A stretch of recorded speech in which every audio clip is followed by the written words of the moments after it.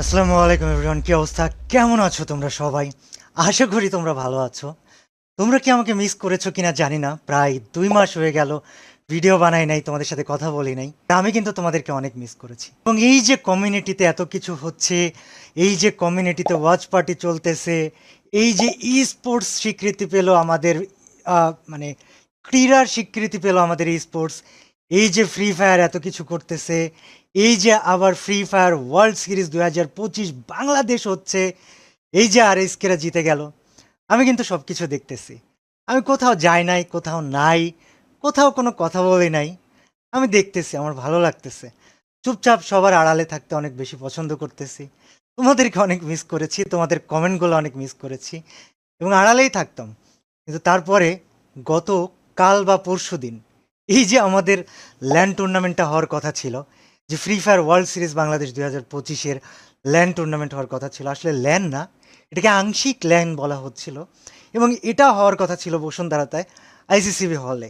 এবং আমি কিন্তু ঠিক আইসিসিবি হলের অপোজিটে বসুন্ধরার ভিতরেই থাকি যখন ঢাকায় থাকি। সো গাইজ, সবার আগে congratulations to team R HK red hawks এবং team R CK. R HK তো আমার ছোটো ভাই কুট্টুসের টিম, ওর সাথে ওর আরও টিমমেটসরা আছে, ফ্লিকাররা আছে।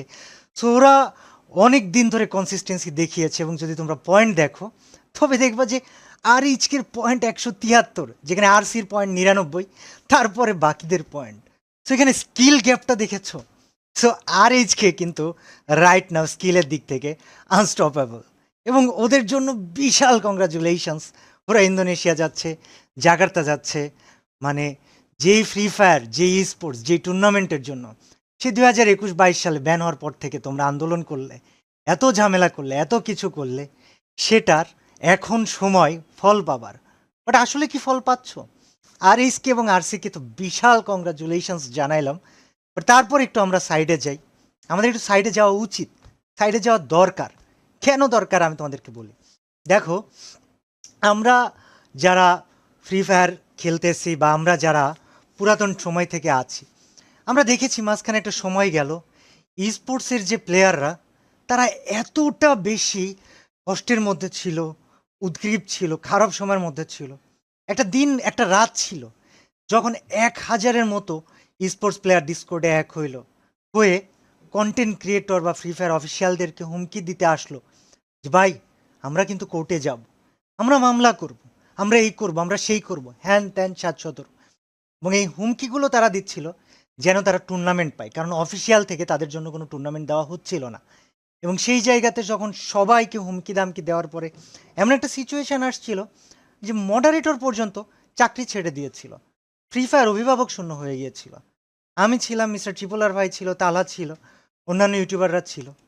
কে কী করেছে আমি জানি না, বাট যখন আমি ওই ডিসকর্ডে গেছিলাম, ওই হুমকি শোনার পরে সবাইকে ঝাড়ি মারছিলাম যে তোমরা পাগল হয়ে গিয়েছো, তোমরা কাকে, কাদেরকে হুমকি দিতে আসছো, তোমরা ঠিক হও।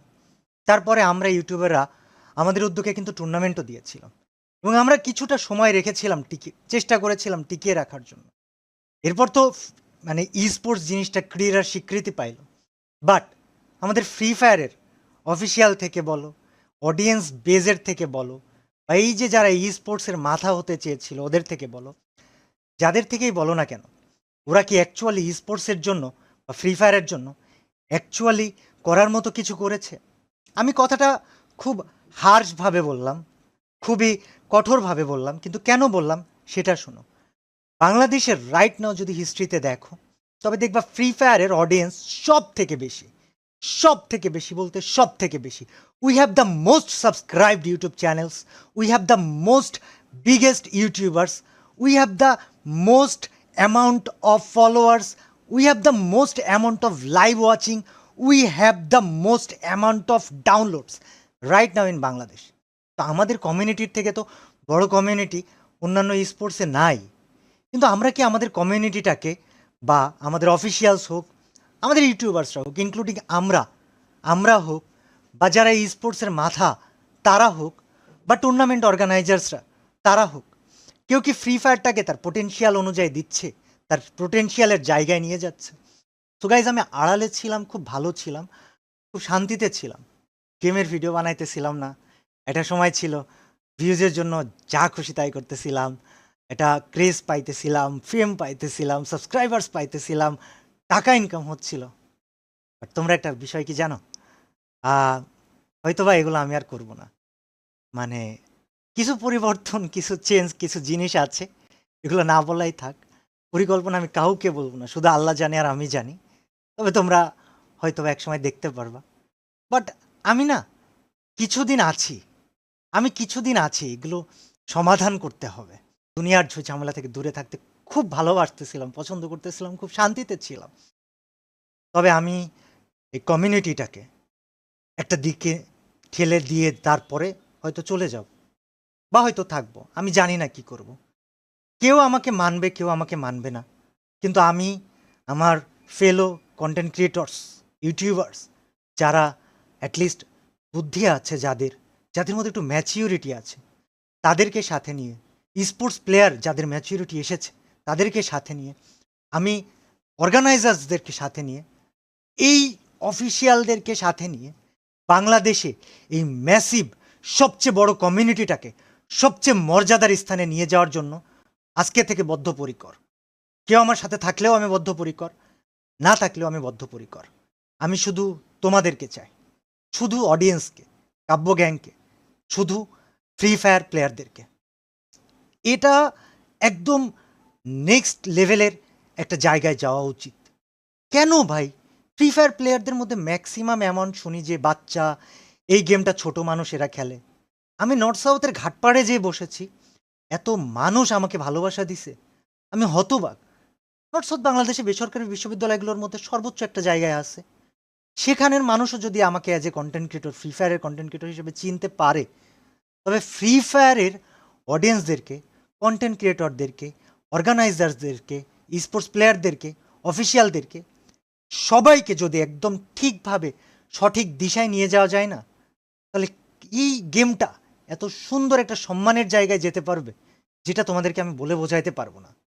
এবং ওইটা আজকে থেকে আমি কাব্য করব। অনেক দিন পরে গেমে আসছি, গেমের স্ক্রিনটা অন করেছি, খুব শান্তি লাগতেছে দেখতে। এবং একটা মজার বিষয় কি জানো? একটা সময় মনে হয় তো ভিউ পাইতেই হবে, একটা সময় মনে হয় তো টাকা কামাইতেই হবে, অনেক কিছু করতে হবে। বাট এখন কি মনে হয় জানো? এখন মনে হয় কিছু একটা করে যেতে হবে, যেটার জন্য মানুষ আমাকে আজীবন মনে রাখবে। সো আগে অনেক কিছুতে ভয় পেতাম, আর এখন এখন জাস্ট একটা কথা বলি, যে আগে ভয় পেতাম বা কাউকে থামাইতে হলে চিল্লা পাল্লা অনেক কিছু করতাম। এখন সবচেয়ে ধীর স্থিরভাবে, সবচেয়ে নরম কণ্ঠে, সবচাইতে ইফেক্টিভ কাজগুলা করে দেখাইতে চাই। আমার জন্য দোয়া করো, আমার সাথে থাইকো। আর এটা বিশাল অ্যামাউন্ট অফ মানুষ আমাকে প্রশ্ন করতেছে, কল দিতেছে যে ভাই, আপনার চ্যানেলের 1800 ভিডিও কোথায় গেল? ওয়েল, কোথায় গেল কি হলো তোমাদেরকে বলবো না। তবে বিষয় হচ্ছে যে একটা পরিকল্পনা ছিল, আছে। আমার জন্য দোয়া করো যেন আমি পরিকল্পনাটা বাস্তবায়ন করতে পারি। এবং তোমরা আমাকে মনে রেখো আজীবন। আমি তোমাদেরকে আসলে অনেক ভালোবাসি, কিন্তু তোমাদের থেকে বেশি ভালোবাসি আমি আল্লাহকে। So, আমার পরিকল্পনাটা অবশ্যই থাকবে। তবে আছি আমি কিছুদিন তোমাদের জন্য, সাথে থেকো। আর অফিসিয়ালদেরকে আমি বলবো, আপনারা যদি আমার এই ভিডিওটা দেখে থাকেন, আমাকে খারাপ ভাইবেন না। আমি এই কমিউনিটি, এই গেম, এটা আমার কাছে খুবই ভালোবাসার জায়গা। আপনাদেরকে আমি অনেক সম্মান করি, অনেক রেসপেক্ট করি। বাট আপনাদেরকে না দায়িত্ববান হতে হবে। অর্গানাইজার্স, আপনাদেরকে দায়িত্ববান হতে হবে। স্পোর্টস প্লেয়ার, তোমাদেরকেও দায়িত্ববান হতে হবে।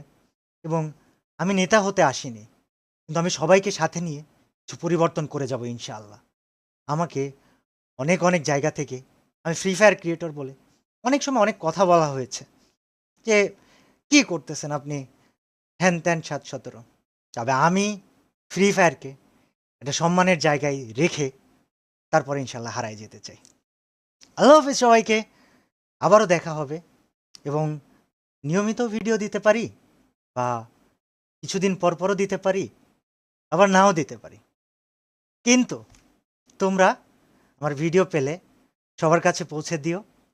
যে কয়দিন আছি কিছু একটা চেঞ্জ করেই যাই, চলো। আল্লাহ হাফিজ সবাইকে, দোয়া করো আমার জন্য। Bye bye. আর আমি তোমাদের সবাইকে আসলে অনেক ভালোবাসি।